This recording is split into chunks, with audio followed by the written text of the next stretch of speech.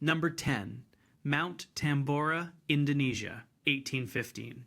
Eruption. In April 1815, Mount Tambora, a volcano on the island of Sumbawa in present-day Indonesia, erupted in what is now considered the most powerful volcanic eruption in recorded human history. On April 5, 1815, a massive explosion shook the volcanic island of Sumbawa, and for 2 hours a stream of lava erupted from Mount Tambora, sending a plume of ash 18 miles into the sky.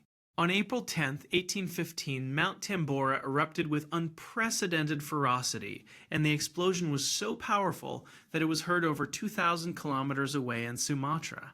The eruption column reached a height of 43 kilometers into the stratosphere, ejecting immense amounts of volcanic ash, pumice, and gases into the atmosphere, while pyroclastic flows swept down the mountain, obliterating everything in their path. The blast, pyroclastic flows, and tsunamis that followed killed at least 10,000 islanders and destroyed the homes of 35,000 more. The eruptions and tsunamis killed upward of 40,000 people outright, and an estimated 107,000 died of famine and disease on Sumbawa, Lombok, and Bali, owing to the destruction of crops by a thick blanket of volcanic ash. Lieutenant Owen Phillips, dispatched by Raffles to investigate conditions and provide an emergency supply of rice to the inhabitants, responded to the disaster, while a heavy rainstorm on April 17th washed ash off crops and provided fresh drinking water to help stem an incipient epidemic of fever. Over the following month, thousands more perished, some from severe respiratory infections from the ash that remained in the atmosphere in the aftermath of the eruption, others from violent diarrheal disease, the result of drinking water contaminated with acidic ash. Without modern weather forecasting, global supply chains, or emergency food reserves, communities lacked tools to respond effectively to the catastrophe. Number 9. Krakatoa, Indonesia, 1883, eruption tsunami. On August 26, 1883, a colossal eruption occurred on the volcanic island of Krakatoa in Indonesia's Sunda Strait. Following a series of explosions that had begun in May, on August 27th, the island had its most significant eruption, which destroyed over 70% of the island and its surrounding archipelago, the island collapsing into a caldera. The third explosion of that day, which occurred at 10:02 in the morning, remains the loudest known sound in history. The explosion was heard 3,110 kilometers away in Perth, Western Australia, and Rodrigues, near Mauritius, 4,800 kilometers away. The paroxysmal explosion blew away the northern two-thirds of the island and was almost instantaneously followed by the collapse of the unsupported volcanic chambers, which formed a huge underwater caldera and generated catastrophic tsunami waves. These tsunami waves destroyed 295 towns and villages in the Sunda Strait in western Java and southern Sumatra, washing away 165 coastal villages. At least 36,417 deaths are attributed to the eruption and the tsunamis it created, with more than 34,000 deaths attributed to tsunamis. The Royal Society set up the Krakatoa Committee to collect the various accounts of the eruption and its attendant phenomena, with correspondents from around the world sending in reports in an early example of crowdsourcing data to understand a natural hazard event. Early warning systems for tsunamis in the Sunda Strait have been enhanced, though the challenge remains that volcano-generated tsunamis provide very little warning time for nearby coastal communities. Number 8. Mount Pelee, Martinique, 1902, Saint Pierre.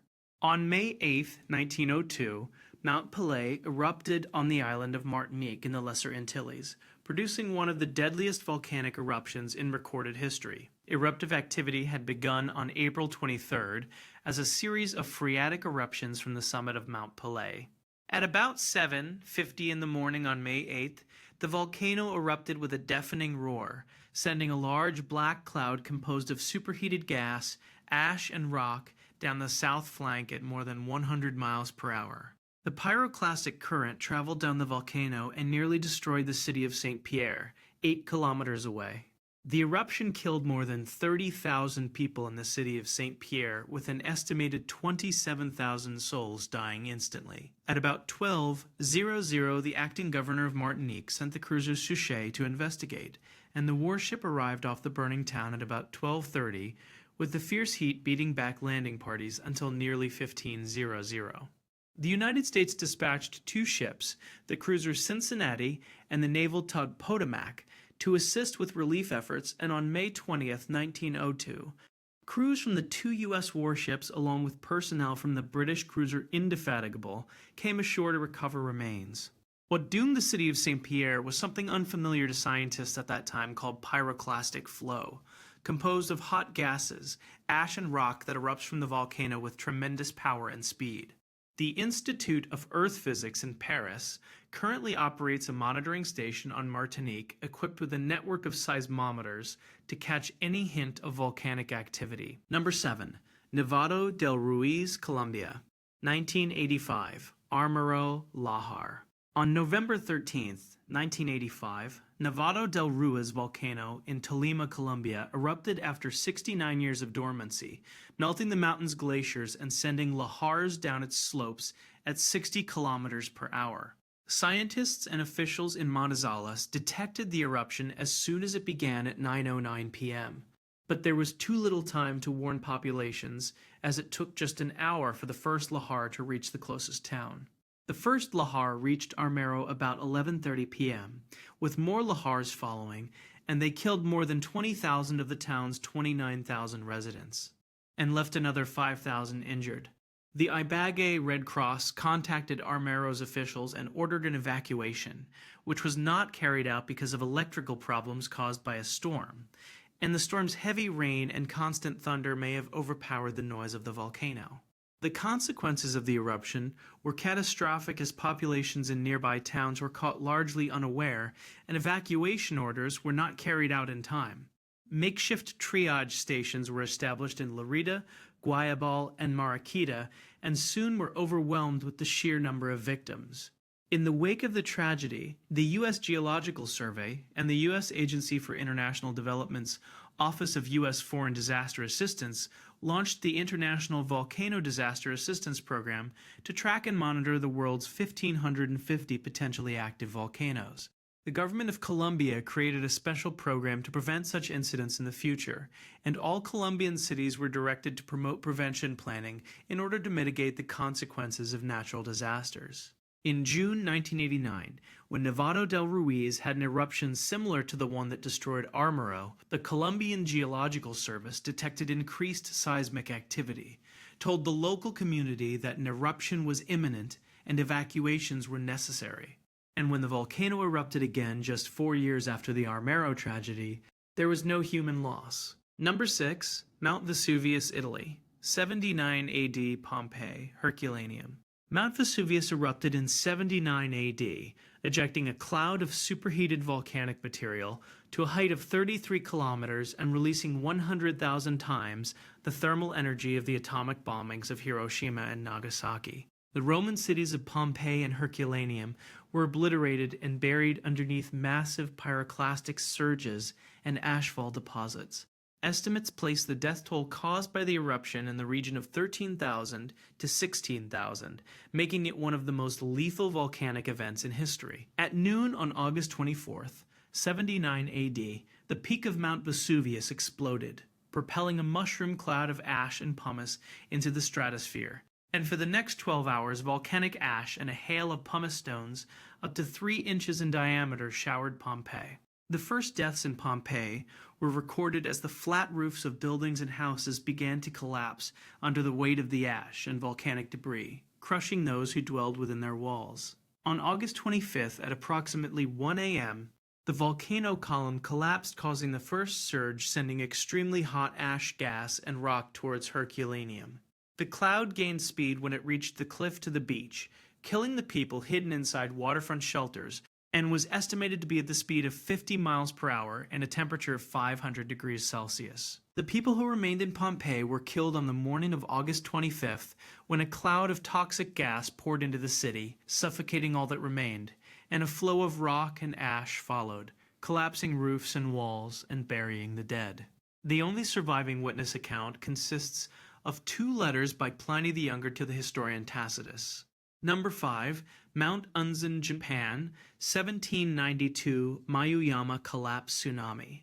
The 1792 Unzen landslide and tsunami resulted from volcanic activity at Mount Unzen on the Shimabara Peninsula in Nagasaki Prefecture, Japan, on May 21, 1792. For several months prior to the disaster, the Unzen area experienced numerous earthquakes and volcanic eruptions, which culminated in a significant magnitude 6.4 earthquake. On the night of May 21st, two large earthquakes were followed by a collapse of the eastern flank of Mount Unzen's Mayuyama Dome, causing a landslide which swept through the city of Shimabara and into Ariake Bay, triggering a great tsunami. The initial wave reached a height of 330 feet, or 100 meters, classing the tsunami as a megatsunami. The tsunami struck Higo province on the other side of Ariake Bay before bouncing back and hitting Shimabara again.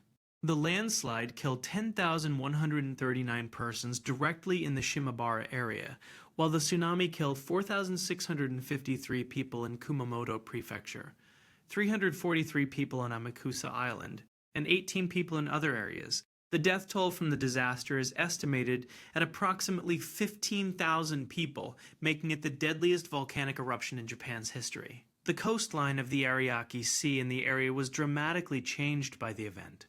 Simulations of this landslide and tsunami have been conducted using LS Rapid and LS Tsunami models in 2014 and 2016. Number 4. Laki, Iceland, 1783 Fissure Eruption Famine.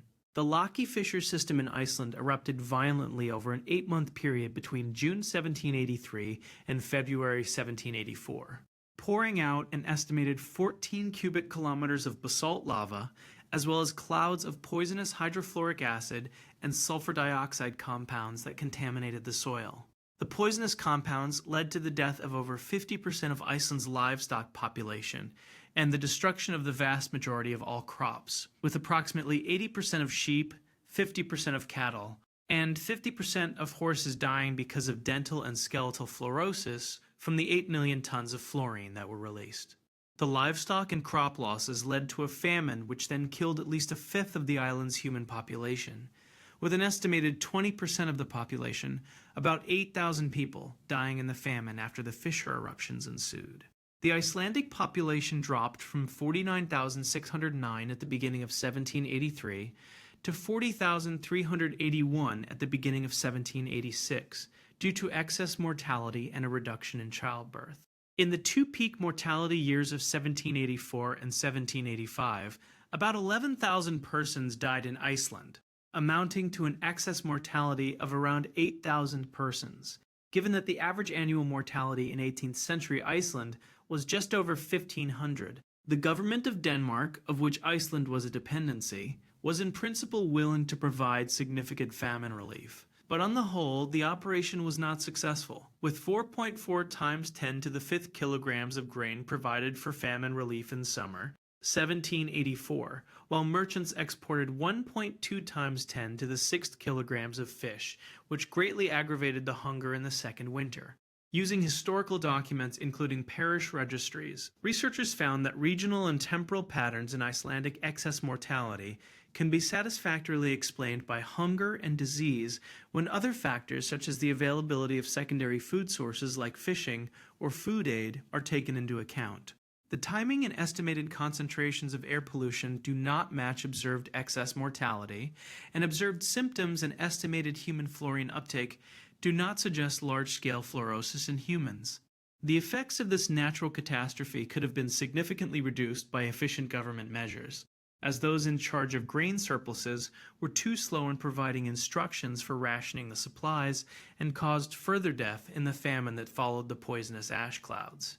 Number 3. Kelut, Indonesia, 1586 eruption lahars. The 1586 eruption of Kelut volcano in East Java, Indonesia, was one of the most deadly volcanic events in Indonesian history. Kelut is a stratovolcano located in the Kediri region of Central East Java province, rising to an elevation of 1,731 meters. The eruption was classified as a Volcanic Explosivity Index 5 event, ranking it as a Plinian eruption of exceptional magnitude. An estimated 10,000 people died in lahars triggered by the eruption, making it the deadliest eruption in Kelut's recorded history. The fatalities were attributed to large, extensive lahars that formed when the volcano's summit crater lake was violently ejected during the explosive activity. The ejection of water from the crater lake created destructive mud flows that traveled down the volcano's flanks into surrounding populated areas.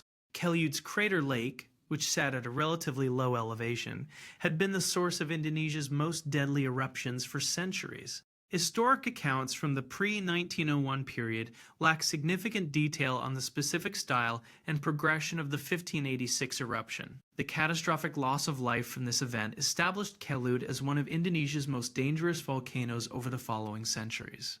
Number 2. Mount St. Helens, Washington, USA, 1980. Eruption.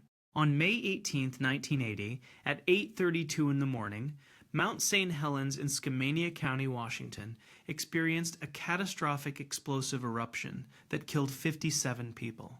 A magnitude 5.1 earthquake triggered the collapse of the volcano's north face in the largest landslide in recorded history, which exposed the magma and caused a massive lateral blast that traveled at speeds up to 670 miles per hour. Most deaths were caused by the lateral blast and associated pyroclastic flows consisting of superheated volcanic gas and pumice reaching temperatures exceeding 660 degrees Fahrenheit, not by ashfall.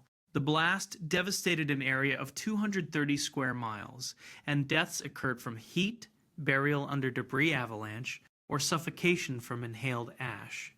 Among those killed were United States Geological Survey volcanologist David A. Johnston, who was monitoring the eruption from an observation post, and 83-year-old Harry R. Truman, a lodge owner who had refused to evacuate from Spirit Lake. Governor Dixie Lee Ray had declared a state of emergency on April 3rd and issued an executive order on April 30th, creating a restricted red zone around the volcano, with violators facing a $500 fine or 6 months in jail. Despite evacuation measures, most deaths occurred outside the boundaries of the restricted blue zone, and the danger zone proved to be much smaller than the actual blast reached.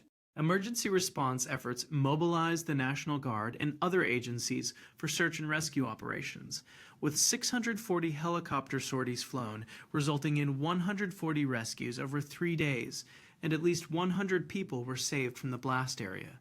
Congress voted a supplemental appropriation of $951 million for disaster relief, with the largest shares going to the Small Business Administration, the United States Army Corps of Engineers, and the Federal Emergency Management Agency. Number 1. Santa Maria, Guatemala, 1902. Eruption. On October 24, 1902, Santa Maria volcano in western Guatemala erupted violently following a January to October series of earthquakes centered in the Central American Caribbean region. Because of the lack of recorded eruptive activity at Santa Maria, local people did not recognize the preceding seismicity as warning signs of an eruption. On October 24, slight earthquakes were perceived, and Santa Maria began discharging steam in the afternoon before rumbling noises were heard within its vicinity at 1700 hours. Large lithics began to rain down the volcano's southern flanks at 0100 hours of October 25.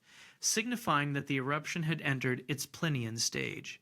The eruption itself started around 5 p.m. on the 24th of October and lasted 2 days, resulting in the deaths of over 5,000 people. Estimates are that 6,000 people died as a result of the eruption, and they were burned or suffocated.